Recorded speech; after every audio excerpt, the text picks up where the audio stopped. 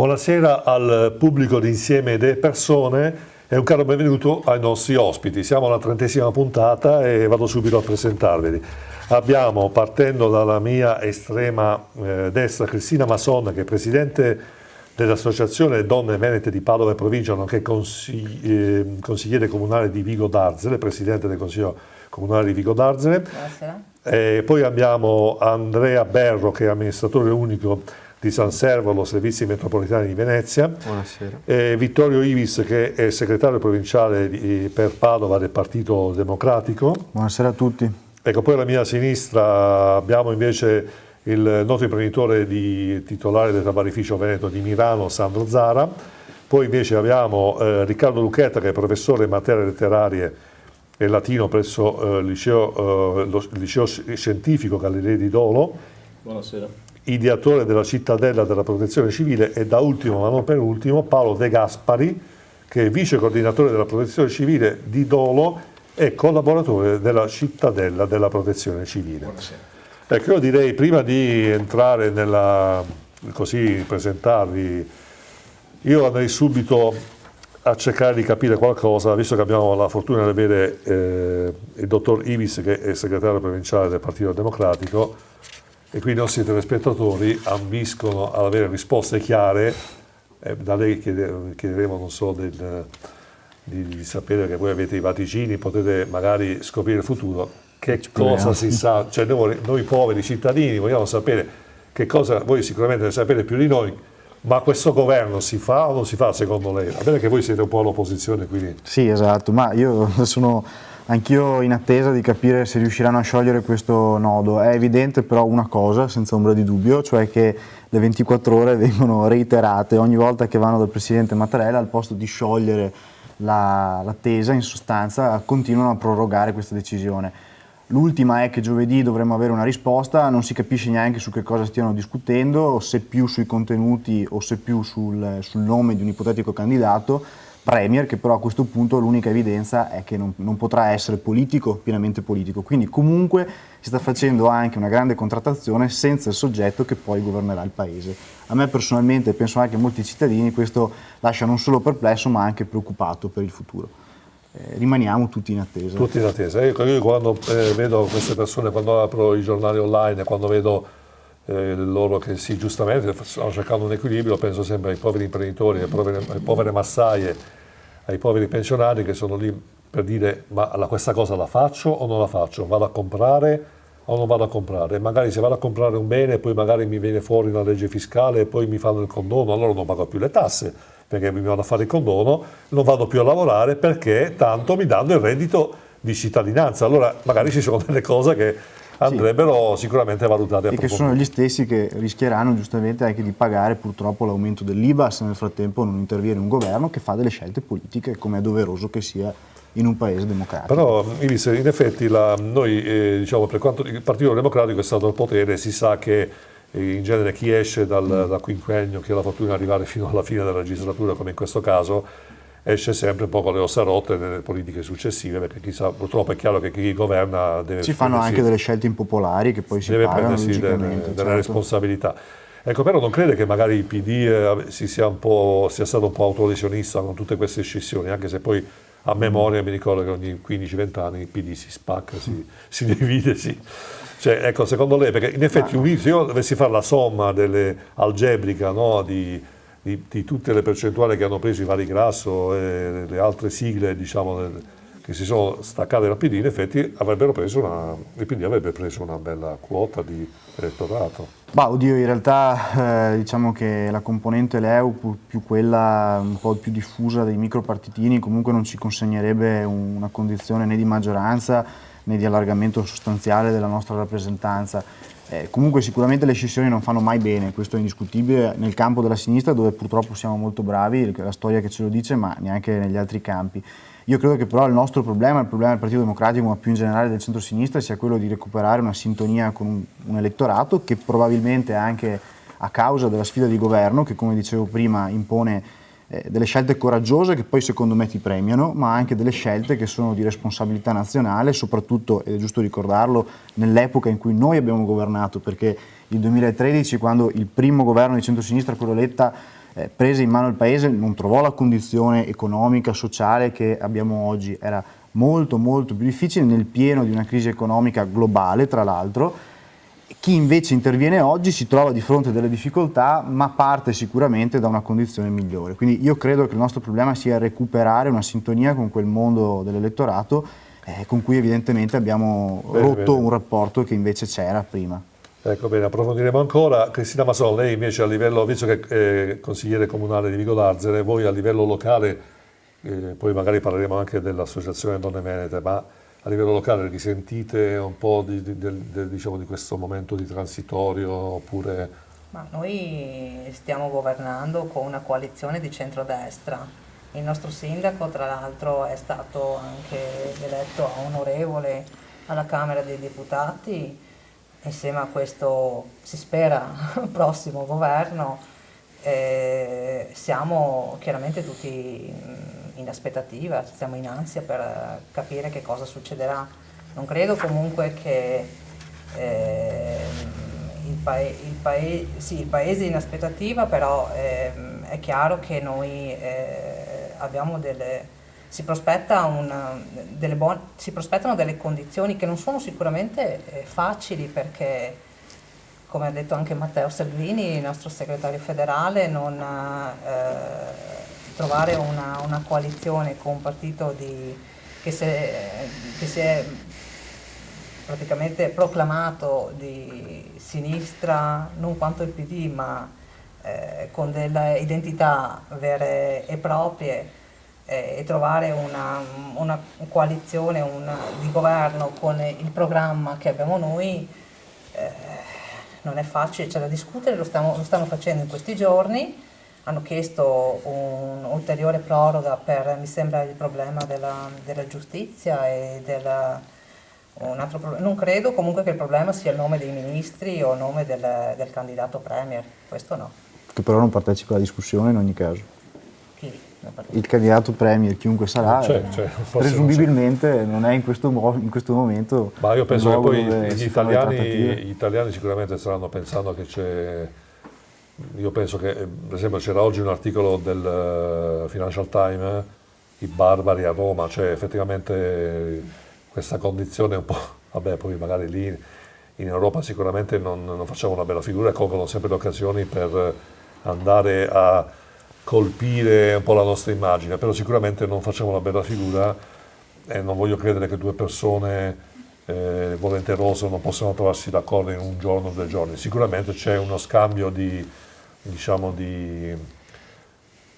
la lotta per il potere, cioè, è inutile girare attorno alle parole voglio quella poltrona, c'è in atto una lotta di potere, di una contrapposizione, una guerra di trincea, chi è più potente, chi ha più potere, chi può fare di più fra la Lega e il 5 Stelle, diciamoci la verità. Sicuramente il 5 Stelle potrà essere un'incognita al potere, è stato sempre un partito di protesta, movimento di protesta, e ora poterlo vedere al potere sicuramente sarebbe interessante valutarlo. Però Cristina Mason ci dica, tanto oggi lei è l'unica signora, la regina del nostro talk show, però ecco, ci dica, adesso cambiamo un po' argomento, però lei è qui anche per essere presidente dell'Associazione Donne Venete, ci vuole raccontare un po' perché voi donne avete bisogno di un'associazione per rendervi ancora più forte, oppure... No, non abbiamo bisogno di un'associazione, lo immaginavo. Assolutamente, né tantomeno della legge, che poi, anche se la legge comunque ha fatto in modo che 1/3 delle donne fossero messe all'interno dei CDA delle amministrazioni pubbliche e anche private. Sì, a proposito di questo, ma non le sembra una ghettizzazione del ruolo? Cioè io al posto vostro mi sarei ribellato, cioè perché un terzo? Cioè tutto, guardi, si può pensare, non dipende dal... no? Si può pensare bene o male sulla legge Golfo Mosca, così si chiama, ben più nota come legge sulle quote rosa. E la mia personale opinione è quella che comunque è servita e servirà, anche perché non tutti lo sanno, è una legge ad esaurimento. È andata in vigore nel 2012 e si esaurirà nel 2022, ha 10 anni di vigore. In questi 10 anni questa legge ha permesso, si sia d'accordo o meno, alle donne di arrivare a dei ruoli di potere nei CDA, appunto, nei consigli di amministrazione delle amministrazioni, scusate, delle aziende e delle amministrazioni pubbliche, e ruoli dirigenziali che altrimenti in altro modo magari non avrebbero avuto, anzi non era neppure permesso loro di poter correre per quei ruoli. È chiaro che in questi 10 anni sono 10 anni di prova, le donne dovranno far vedere se sono meritocratiche, come lo sono anche tanti uomini. Nel 2023 avremo la prova del 9. Nel 2023 Quando la quota rosa sarà libera, allora a quel punto. Ma io penso che si vedrà se ci sarà un cambio di mentalità sociale e ideologica. sì, perché penso che sia, non so lei come la pensa, però avere per forza una quota mi sembra una cosa veramente un po' limitante, ecco, usiamo proprio il termine giusto. No, la per forza, sicuramente non sono d'accordo neanche io sul per forza la quota, anche se è legge in questo momento. È chiaro che c'è ancora un grandissimo problema di discriminazione nei confronti del genere, nelle pari opportunità, diciamo, soprattutto a livello imprenditoriale e lavorativo. Quindi questa legge probabilmente ha dato un po' di forza al genere femminile. Non sono d'accordo neanch'io che se una donna deve essere messa là per forza perché serve la donna e si scansa un uomo, una persona competente e meritocratica, ecco, questa è una cosa non corretta sicuramente. Va bene, allora approfondiremo ancora. Invece mi piacerebbe sapere da Andrea Berro cos'è questa, spieghiamo ai nostri telespettatori, San Servolo SRL, Servizi Metropolitani di Venezia. Ci vuole un po' raccontare questa... Sì. È una società della città metropolitana di Venezia che si occupa di gestione di beni immobili della città metropolitana, appunto, che è la vecchia provincia. Sì. Quindi ci sono stati affidati dei beni del territorio che noi abbiamo il compito di gestire, valorizzare e anche far fruttare, perché San Servolo è un SRL, vive di vita propria senza nessun tipo di finanziamento e quindi rappresenta uno di quei virtuosismi delle società partecipate. Era stata creata una legge, la famosa legge Madia, per andare a sopprimere buona parte delle partecipate, quelle non virtuose, dopo che erano stati riscontrati vari problemi nei bilanci di queste società, create spesso e volentieri per fare forse anche qualche favore a qualcuno in epoca passata, e quindi lo diciamo e probabilmente qualcuna è diventata anche un carrozzone. Con la legge Madia, che appunto impone di dover chiudere o accorpare determinate realtà, quelle che non riescono ad autosostenersi o non avere un bilancio inutile o non avere un certo tipo di profitto, ha fatto sì che queste entità si riducessero. Quindi San Servolo in buona sostanza si occupa di gestione a Venezia dell'isola di San Servolo, omonima, che è una delle più belle isole della laguna veneziana, si occupa della Villa Widman qui in Riviera del Brenta a Mira, si occupa del Museo di Torcello e di recente si occupa di tutta quella che è la gestione delle risorse di itticoltura della laguna veneziana, perché in buona sostanza ci sono state date le concessioni per gli allevamenti dei molluschi nella laguna, dalla laguna di nord fino a Chioggia. Quindi dall'ambito cultura e valorizzazione di strutture pubbliche per i beni culturali ad altri tipi di attività più legate a quello che è l'utenza dei vari operatori del territorio. Ha una ventina di persone a livello di personale che è pubblico e gestisce questi beni. Bene, ok, benissimo. Ecco, adesso passiamo a Sandro Zara. Sandro Zara, lo diciamo, notissimo imprenditore qui del Milanese, conosciuto anche a livello nazionale, famoso anche perché non solo per le sue iniziative imprenditoriali, ma anche perché ha creato, ha rispolverato la funzione del tamarro e anche il gioco dell'oca. Però prima di entrare nel dettaglio, ecco, allora magari lanciamo il primo stacchetto pubblicitario e poi subito con Sandro Zara che ha la possibilità di prepararsi le risposte.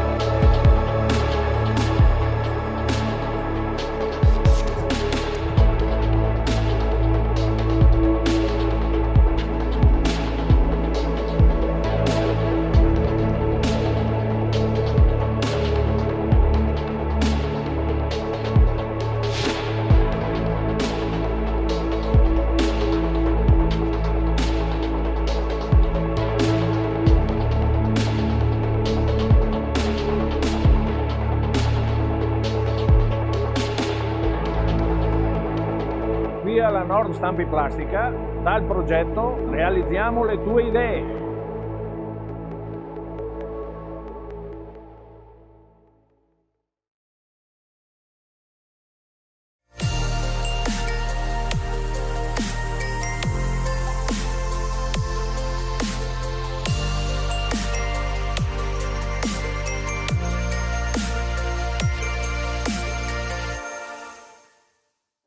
Ecco, di nuovo in linea, di nuovo online, come si dice, o in onda. Ecco, Sandro Zarra, ci vuole un po' raccontare la sua diciamo, vicenda di imprenditore, perché ne ha di cose da raccontare. No, innanzitutto ringrazio di avermi preso con questi signori molto più importanti, si occupano di cose, perché io sono un imprenditore, ma insomma faccio anche cose che mi divertono, insomma, anzi sono quelle che poi tra l'altro faccio funzionare di più. Volevo dire alla signora che io mi occupo spesso di quote rosa perché sono un appassionato di tango e sì che quando vado mi occupo che ci siano tante donne quanti uomini perché altrimenti non si può ballare, sì, sono un sostenitore per interesse del ballo ovviamente, ma lo sono anche di mio. No, io sono un imprenditore che ho conosciuto delle difficoltà e che naturalmente ironizzo e ci scherzo, ma insomma noi eravamo anni fa con grosse preoccupazioni perché fare impresa qua è consumata la frase, ma è vera, lo posso dire io con tutta la famiglia, e ne siamo venuti fuori perché abbiamo trovato dei prodotti, delle cose che non è il tabaro, pure il tabaro, ma il tabaro costituisce il 3% di quello che facciamo, di altre cose che vendiamo in America, che vendiamo in Giappone, sì che quello ci ha sostenuto, non le banche, non la politica, non il territorio, sì che abbiamo dovuto arrangiarsi, ma comunque tantissimi non ce l'hanno fatta e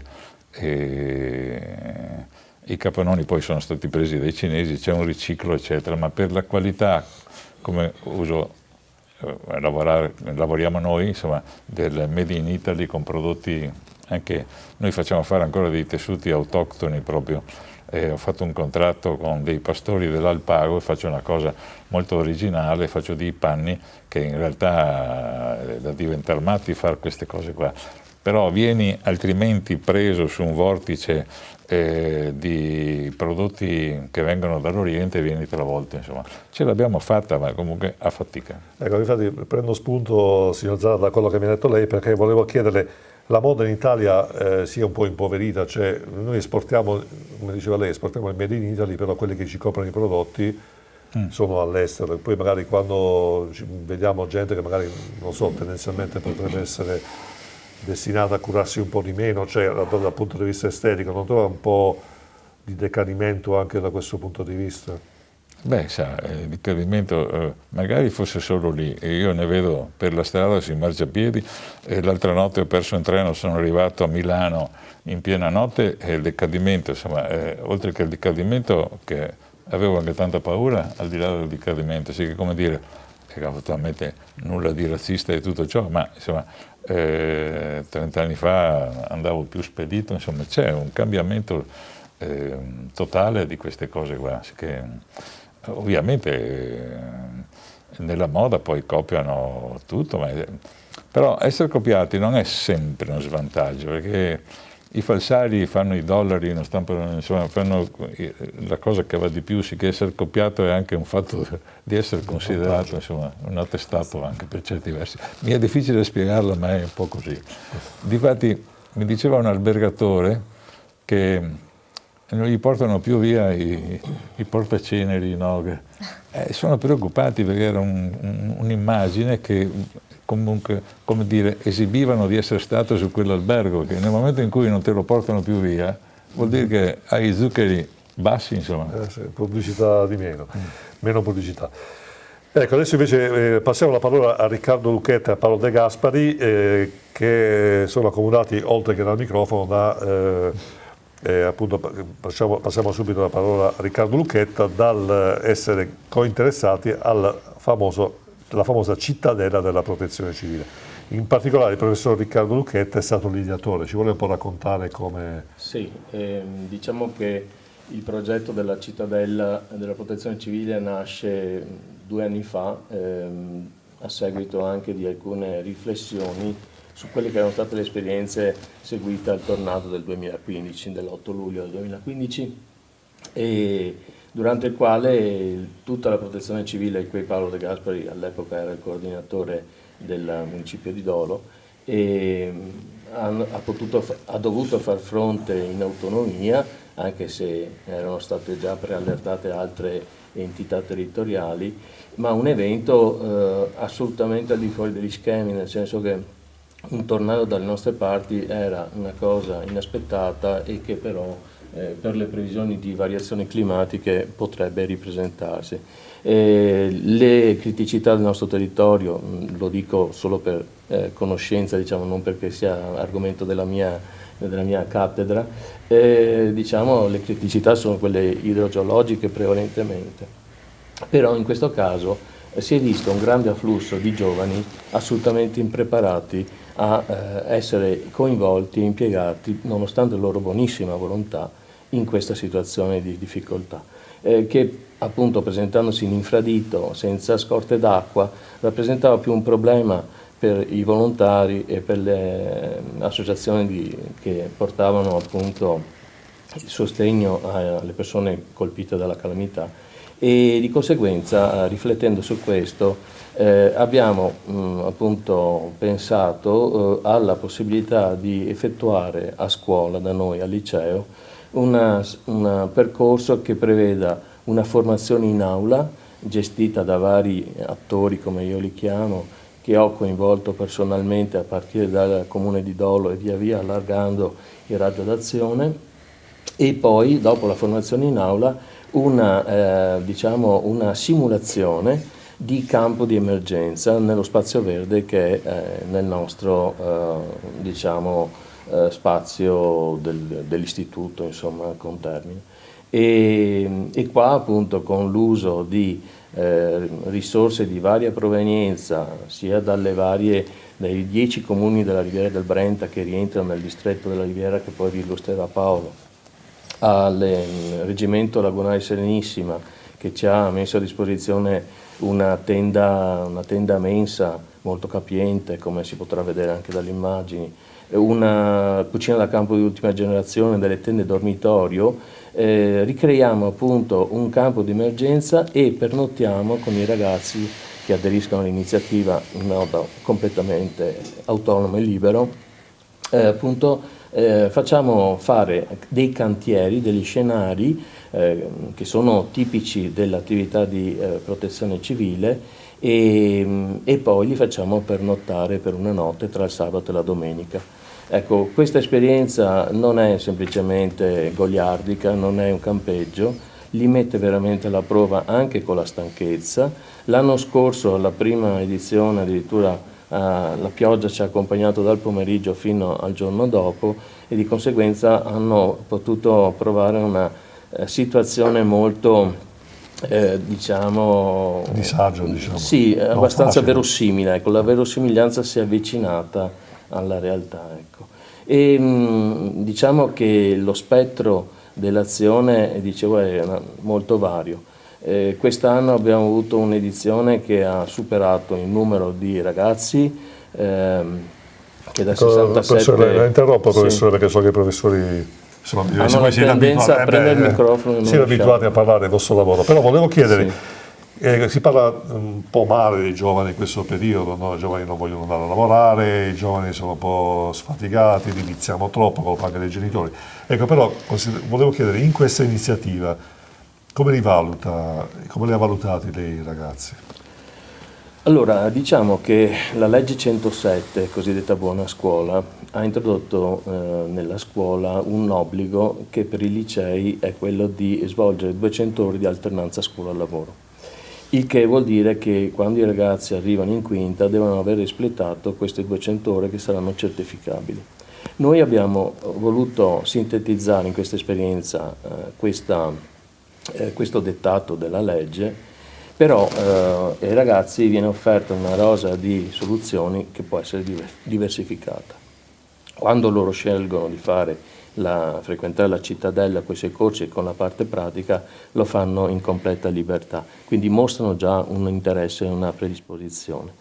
E in più direi che l'esito, diciamo, la partecipazione, l'interesse è così vivo che continuano a voler partecipare anche negli anni successivi, quindi è già una promessa, una scommessa vinta, ma anche una promessa in divenire. Un domani questi giovani potranno avere anche una predisposizione, un interesse o entrare come volontari nelle forze del territorio, ma anche a poter sostenere dei corsi che possono essere la Croce Rossa, entrare diciamo, negli eventuali bandi dell'esercito, quindi diciamo avere delle motivazioni forti che direi rovesciano completamente l'immagine che si potrebbe avere oggigiorno da alcune notizie di cronaca.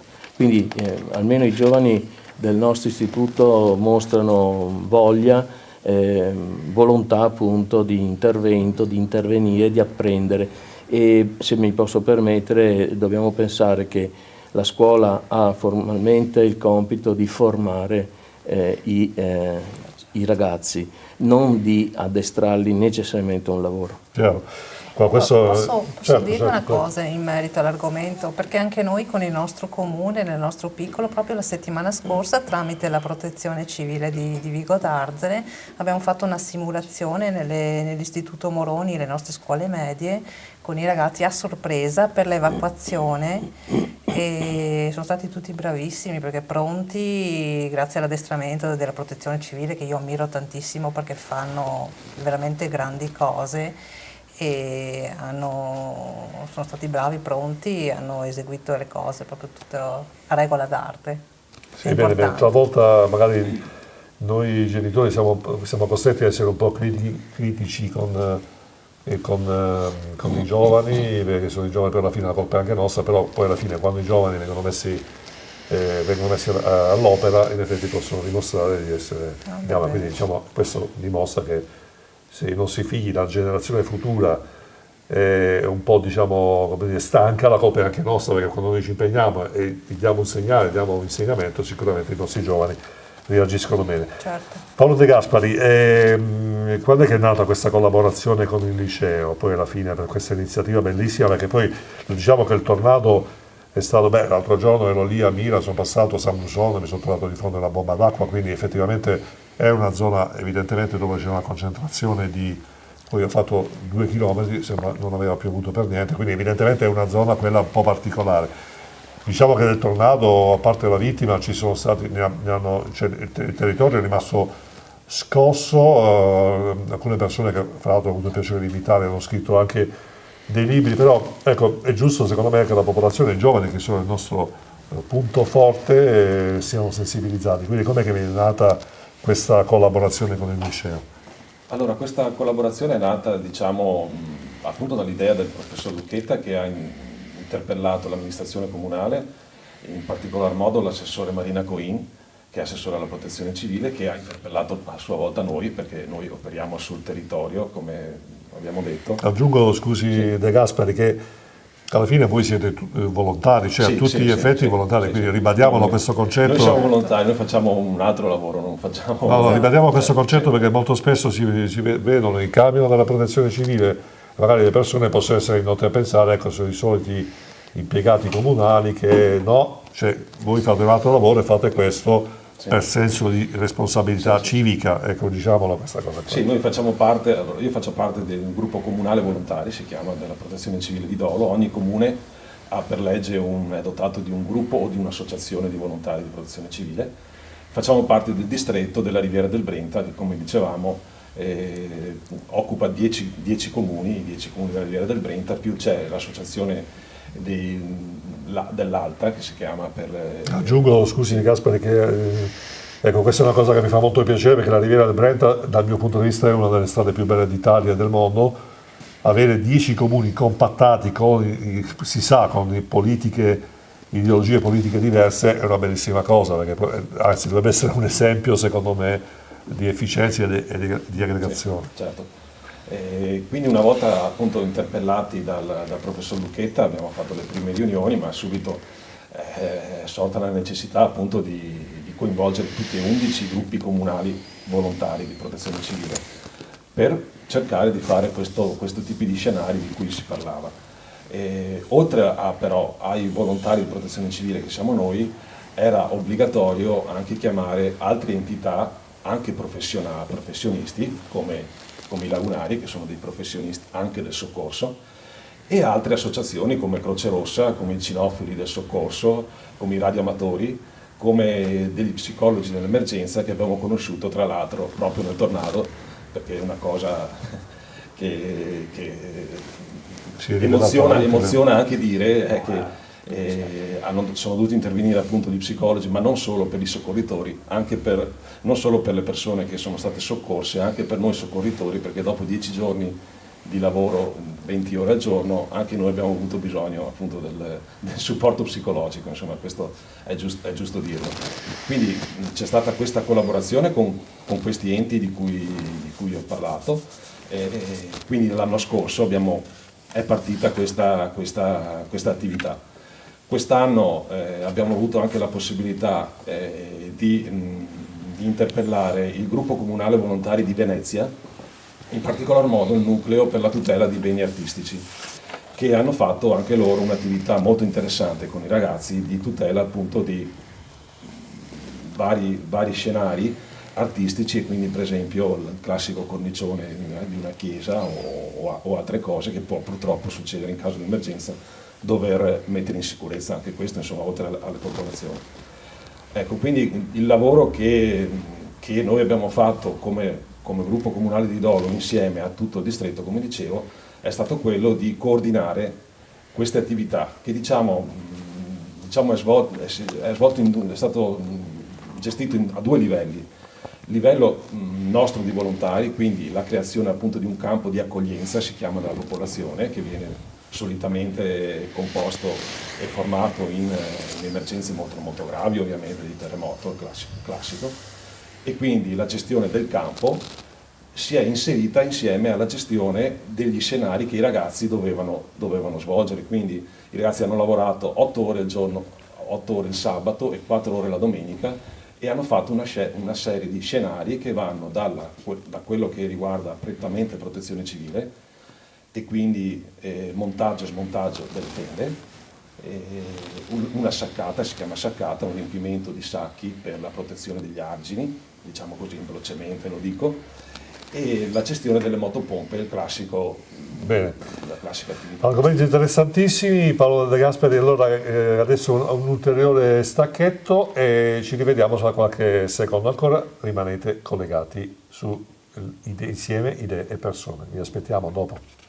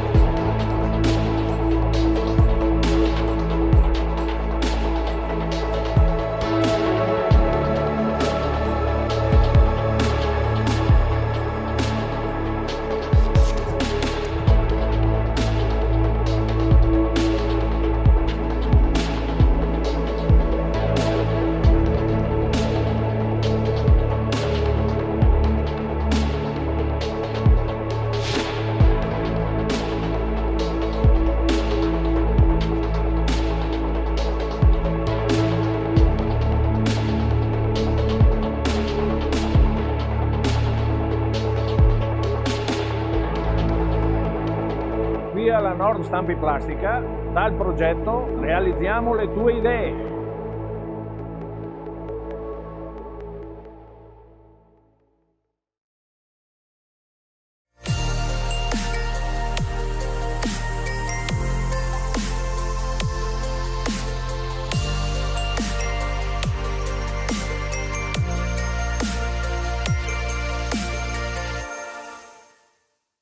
E direi che sicuramente ripassiamo la parola a Vittorio Ivis. Ivis, voi avete, il PD ha una bella roccaforte, Padova, come siete riusciti a conquistare Padova, a conquistarlo anche in maniera prepotente, nelle ultime elezioni. Però ovviamente io quello che ho potuto vedere sui giornali è che siete stati immediatamente attaccati da una Lega, autoritaria, autorevole, forse anche un po' risentita del fatto che in effetti governavano loro prima, però sembra che tutto quello che succede a Padova è sempre merito della Lega, me lo vuole spiegare questa cosa qua, ma prima noi eravamo, ma prima abbiamo fatto... Oddio, che sia merito della Lega lo metto grandemente in dubbio, nel senso che oltre ad essere stati sfiduciati proprio dalla maggioranza che avevano costruito nella precedente campagna elettorale, oggettivamente tutti i grandi risultati di cui oggi Padova può godere provengono dalla fase successiva al governo Bitonci. Faccio un esempio, il finanziamento del tram, l'accordo con la regione, quindi anche con una componente della Lega. A me ogni tanto piace sottolinearlo, è evidente che in casa leghista c'è un cortocircuito grande come una casa, perché il dialogo tra il sindaco Giordani e il governatore Zaia mi sembra che sia assolutamente virtuoso e proficuo, e tra l'altro con tempistiche ragionevoli. Per necessità di credo cose, 6-9 mesi. Purtroppo invece la precedente amministrazione, l'esperienza amministrativa ha avuto bisogno di anni per non arrivare tra l'altro allo stesso punto nel quale già siamo. Sul tram i finanziamenti sono stati raccolti grazie all'interessamento dei nostri deputati e ovviamente su questa linea proseguiremo perché ci sono altre cose, però sicuramente, alla prova del 9 dei fatti, l'attività di questa amministrazione ha già superato quella della precedente. Per cui noi amministriamo Padova in un contesto civico però, ma che secondo me ha la capacità di essere andato oltre gli orizzonti tradizionali e anche quindi di riposizionare Padova come un esperimento politico, sociale e culturale all'interno del paese. Amministriamo bene anche altri comuni nella provincia di Padova, perché ogni tanto si ha secondo me la tendenza a sottolineare il radicamento della Lega in provincia o anche in generale nel Veneto, ma non ci manca, non nella provincia di Padova. Senta, a proposito vi se la interrompo, lei ha parlato anche di aspetti sociali, però tendenzialmente il PD è sempre stato abbastanza tollerante, contrariamente alla Lega per esempio, il discorso dei migranti eccetera, però Padova sotto certi aspetti sul tema della sicurezza in passato e anche recentemente con delle situazioni che si sono verificate lascerebbe un po' desiderare. Parliamo della piazza Stazione, un po' ghetto, un po' alla mercé degli spacciatori, si sa che ci sono... Ma guardi, allora c'è un progetto di riqualificazione, adesso una grande catena, la Fry Kitchen KFC mi pare che si chiama, adesso non ricordo esattamente oltre l'acronimo, si riqualificherà e si posizionerà proprio all'uscita della stazione laddove c'era all'inizio di quello che di fatto possiamo chiamare un ghetto moderno, quel centro di scommesse. Allora, questo è anche qui un primo risultato concreto. Dopo è chiaro che va fatto un grandissimo lavoro, c'è tra l'altro un dialogo ed è pubblico con il questore anche per il riposizionamento, non mi ricordo se della questura o di una sede della polizia locale dall'altra parte della stazione, quindi sul fronte Arcella. No, allora il riposizionamento della questura, perché è vero, hanno già aperto una sede di polizia locale. Comunque, anche quella in epoca Giordani, si sta facendo tutto un lavoro per garantire che la zona della stazione, ma anche altre zone, penso per esempio all'Arcella, ma tutta la periferia soffre, come in qualsiasi città italiana, abbiano una stagione migliore. È chiaro che però tra le altre cose ci sono dei fattori oggettivamente insuperabili all'interno di un'esclusiva amministrazione comunale, cioè servono per esempio finanziamenti pubblici importanti. Il precedente Parlamento, che aveva facoltà di svolgere la sua funzione, aveva istituito appositamente una commissione parlamentare per le periferie. No?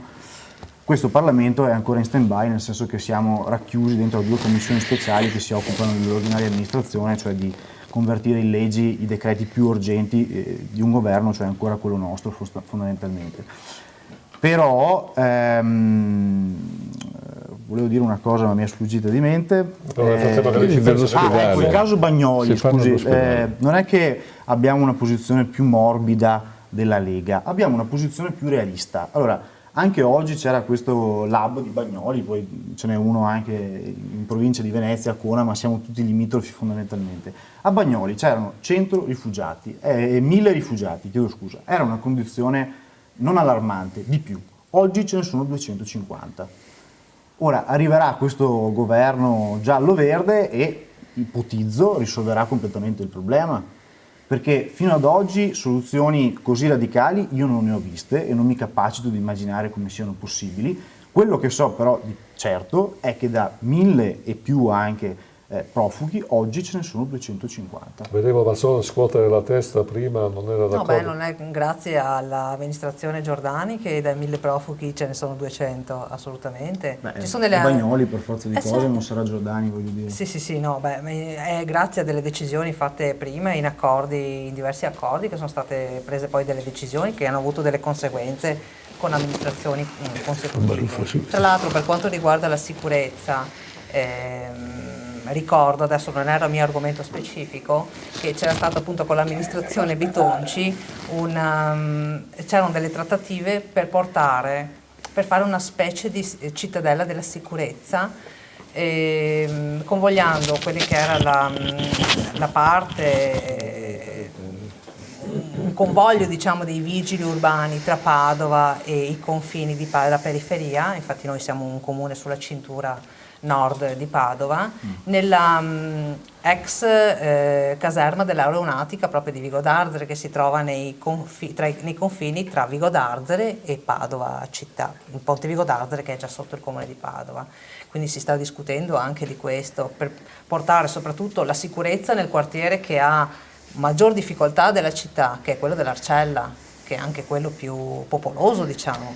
Io ho fatto le scuole all'Arcella negli anni, a cavallo tra gli anni 80 e 90, l'Arcella era un quartiere residenziale davvero molto rinomato, adesso è diventato un vero e proprio ghetto, un convoglio di culture di altro genere, di spaccio, di insicurezza. Però Mazzone non me ne voglia, però la Lega forse non ha un po' cavalcato troppo questo fatto di migranti. Io ho il solito anche di trasmissioni TV fatte da persone molto più preparate di me, che fanno di lavoro, i conduttori, che non fanno altro che parlare di migranti. Però effettivamente io credo che sia giusta l'integrazione nel rispetto reciproco, però la Lega forse è un po'... L'altro giorno ho portato fuori il cane, incontra una signora e dice di sera: signora, come va? E fra i cani ci si incontra, i proprietari dei cani parlano, devo stare attento a qua perché ci sono i migranti. Signora, c'è a Spinea, io abito a Spinea, questa qui era convinta che c'erano i migranti a Spinea, quindi evidentemente è stato fatto un bombardamento psicologico importante in campagna elettorale, che ha portato a un'eccessiva sensibilizzazione su problematiche che evidentemente possono essere gestite in maniera... Non dimentichiamoci che siamo comunque un po' soggetti all'Europa, l'Europa che alla fine ci ha un po' imposto questa cosa. Cosa ne pensa? È un dato di fatto. Quando una donna esce di casa di sera, quando fa buio, a portare fuori il cane o arriva in treno alla stazione di Padova, mi dica lei, io non mi sentirei sicura. Io neppure a prendere il tram. A me è capitato, anche a me, di arrivare alla stazione di Padova. Tra l'altro abbiamo la linea ferroviaria che da Padova va fino a Castelfranco, abbiamo la stazione dei treni a Vigo d'Arzere, non ci sono treni alla sera, quindi per necessità devi prendere il tram. Io ho qualche difficoltà, anche perché tra l'altro in tram proprio 3 anni fa, nel 2015, mi hanno rubato lo smartphone, il telefonino. Per carità, l'avevo messo dentro alla tasca del giubbotto, non si deve fare, ma sai te che... E comunque se ne sentono in tutti i giorni. Questo capitava anche quando andavo a scuola negli autobus, soprattutto nei momenti di sovraffollamento. Di sovraffollamento. Ivis, secondo lei le politiche sulla sicurezza e il Partito Democratico, lei che è segretario provinciale qui a Padova, che tipo di azioni vogliono fare? Perché in effetti lei sarà d'accordo con me, la Lega ha un po' calcato abbastanza la mano su questo aspetto. Ma non è che ha calcato la mano, nel senso che c'è un fronte serio sul quale si può rivendicare a chi amministra, per esempio, di non fare abbastanza. Poi c'è un fronte populista che serve esclusivamente per costruire allarmismo e eventualmente lucrare sulla pancia della gente cercando del consenso facile. La verità è che, per esempio, quando Massimo Bitonci faceva il sindaco utilizzando la polizia locale, che ha delle funzioni precise, come se fosse la polizia di Stato, il corpo dei carabinieri piuttosto che i militari, non produceva sicurezza, perché poi a un certo punto non è che i due piani possono, come dire, interfacciarsi e possono sostituirsi reciprocamente. Certo, quello che conta è che il messaggio che viene dato ai cittadini è che dove il sindaco interviene con la polizia locale è il sindaco l'attore che interviene sulla sicurezza, ma è inefficiente in realtà. E infatti non ha prodotto, ha governato anche lui, volevo sottolinearlo. Il sindaco sceriffo non esiste in Italia. Sì, no, infatti. A meno che non metta in campo altre soluzioni, perché poi la sicurezza che cos'è?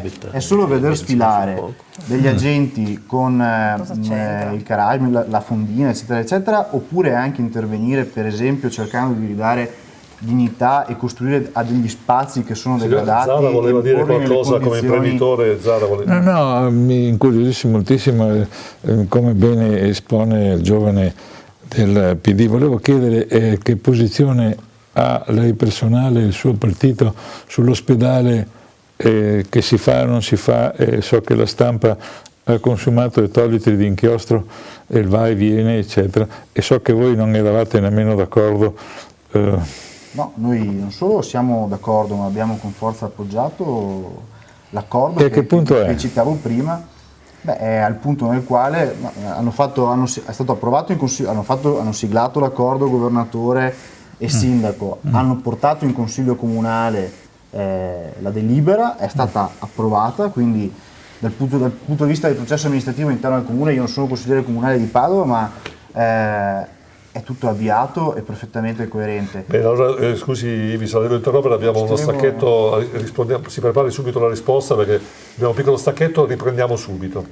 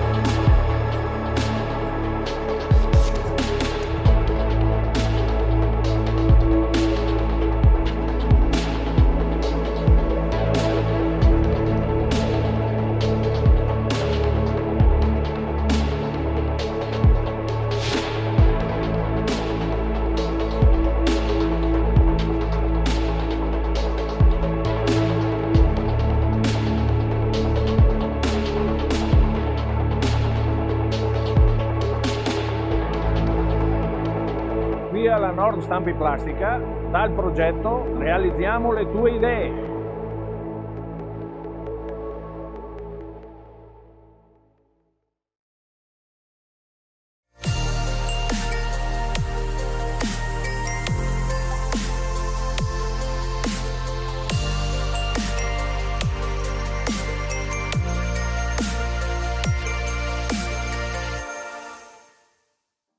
Ecco, riprendiamo subito, un tema acceso, Ivis, quello dell'ospedale, prego.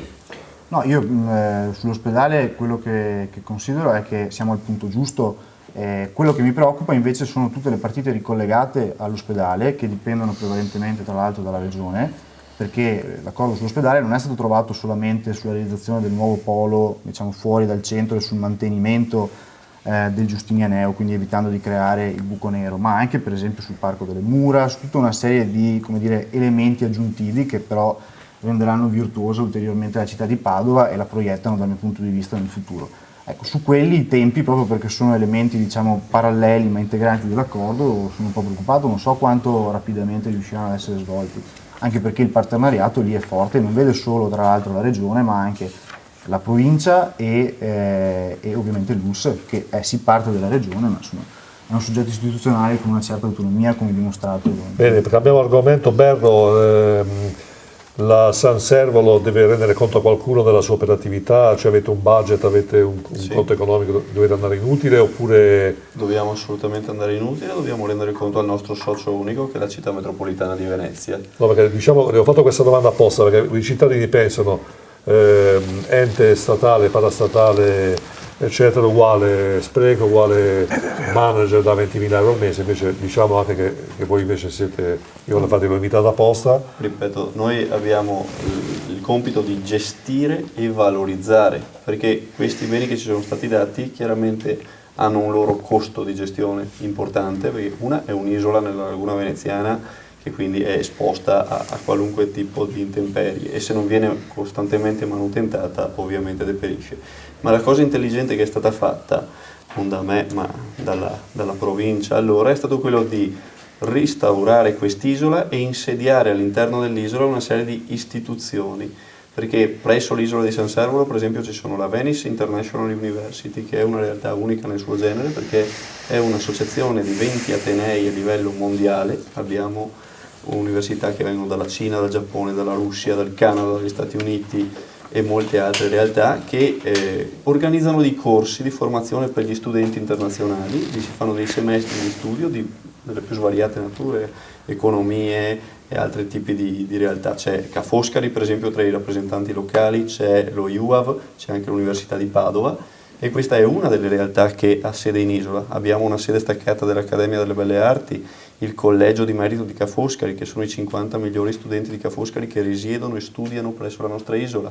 C'è la Fondazione Franco Basaglia, che è chiaramente per l'isola, che era l'ex manicomio di Venezia, dobbiamo anche testimoniare quella che era la storia passata. Bello, e la società è inutile. Ah, benissimo, questo va detto. Un buon utile, oserei dire. Bene, mi fa piacere, bene, Venezia comunque è ricettiva da questo punto di vista. Bene, allora velocissimamente abbiamo 20 secondi ciascuno. Cristina Masson, politica, questa associazione non è politica sì no?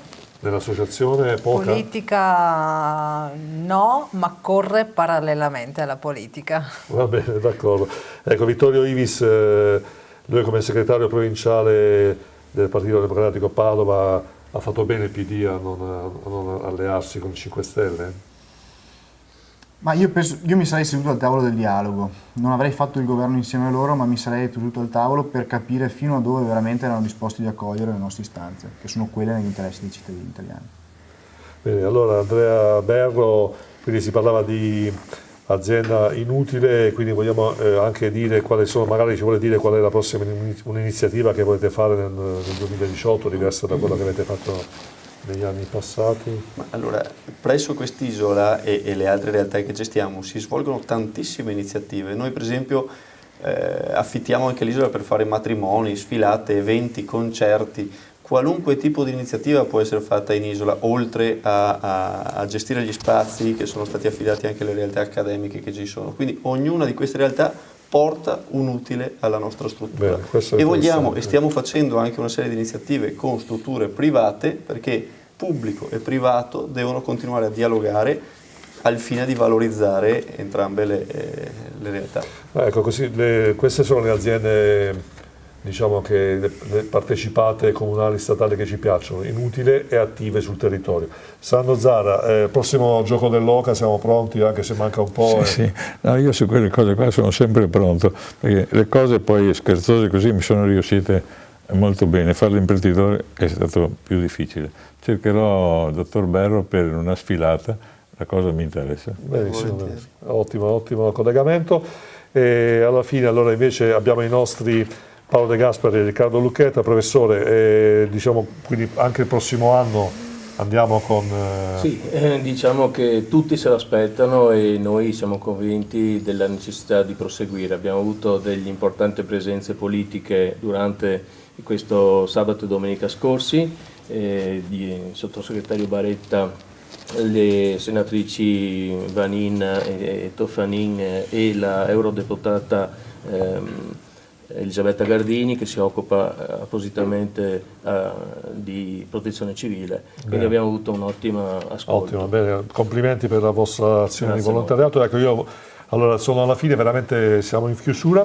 Ringrazio Cristina Masolo, Presidente dell'Associazione Donne Venete di Padova e Provincia, nonché l'unica ospite femminile, Consiglio Comunale di Vigo d'Arzere, Andrea Berro, amministratore unico di San Servolo, Servizi Metropolitani di Venezia, Sandro Zara, imprenditore titolare del Tabarificio Veneto, Paolo De Gaspari, vice coordinatore Protezione Civile di Dolo e collaboratore della Cittadella della Protezione Civile, professor Riccardo Lucchetta, professore di materia letteraria latino presso il liceo scientifico Galilei di Dolo, ideatore della Cittadella della Protezione, e da ultimo ma non per ultimo Vittorio Ivis, segretario provinciale per Padova del Partito Democratico. Ecco, grazie per averci ascoltato e un ringraziamento ai nostri ospiti che hanno interagito, ci hanno dato del loro e lo spirito della mia trasmissione. Vincenzo Lovino.